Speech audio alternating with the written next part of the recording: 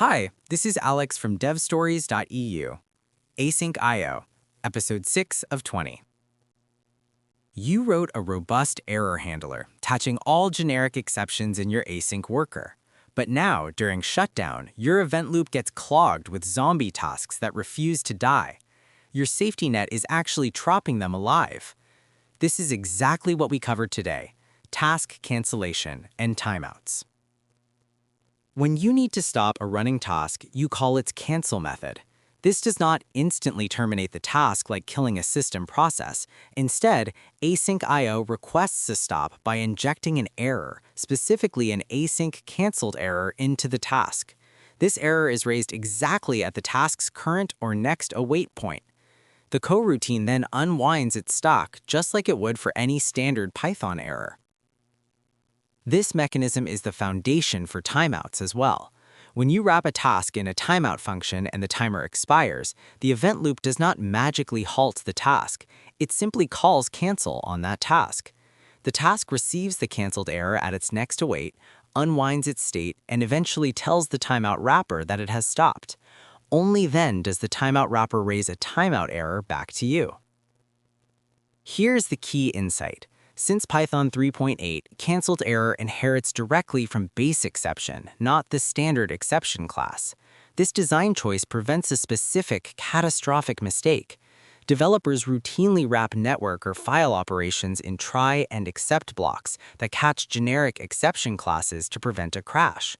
If canceled error were a standard exception, those blocks would catch the cancellation signal. The task would perhaps log a warning, swallow the signal, and keep executing as a zombie. By moving canceled error up the hierarchy to base exception, Python guarantees your everyday error handlers will not accidentally intercept a cancellation request. So how do you safely manage state when a task is canceled? You rely on the try and finally structure. Consider a web server processing an incoming HTTP request. The user asks for a massive report but then closes their browser window.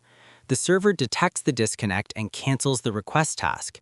Inside your code, you are currently awaiting a long-running database query. That await suddenly raises a canceled error. Because you placed your database interaction inside a try block, execution instantly jumps to your finally block. You use that finally block to cleanly roll back the pending transaction and return the database connection to the pool. Once the finally block finishes, the canceled error continues to bubble up, successfully terminating the task. Sometimes a finally block is not enough. If you absolutely must perform asynchronous cleanup, like sending a network request to a remote microservice to announce the abort, you can explicitly catch canceled error. But if you do this, you must explicitly re-raise that exact error at the end of your accept block. Failing to re-raise it breaks the internal mechanics of async IO.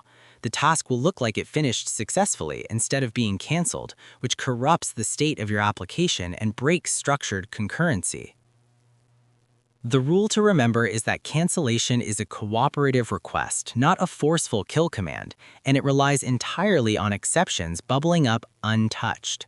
If you would like to support the show, you can search for DevStories EU on Patreon. That's all for this one. Thanks for listening and keep building.